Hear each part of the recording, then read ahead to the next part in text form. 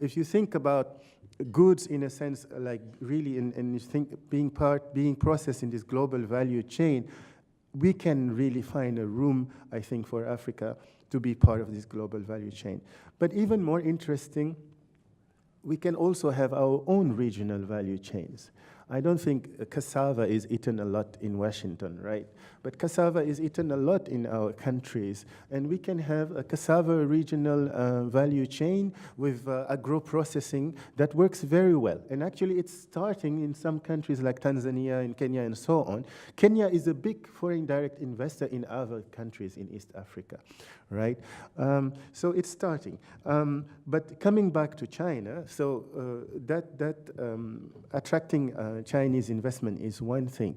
But I'm always worried, I'm always asking myself, will we be able just to compete on the fact that we have cheap labor, even if we educate? I mean, when technology is moving, and when we're having 3D printing, and we're having all this new technology coming in, what will the plans of the future look like?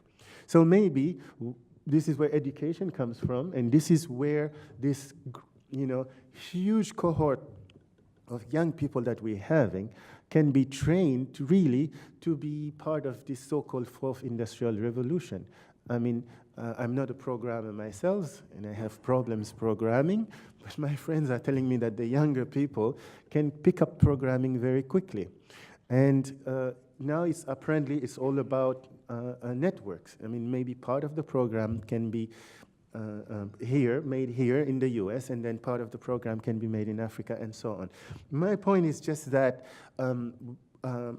with the right policies and looking in a very proactive way at the mega trends, there are of course challenges, but there are all these opportunities that we can use in Africa. And those countries that will not do that will be left behind, and we'll see maybe more of inequality among countries in Africa, with some countries going very well in economically and even in terms of inequality and so on, and others having problems.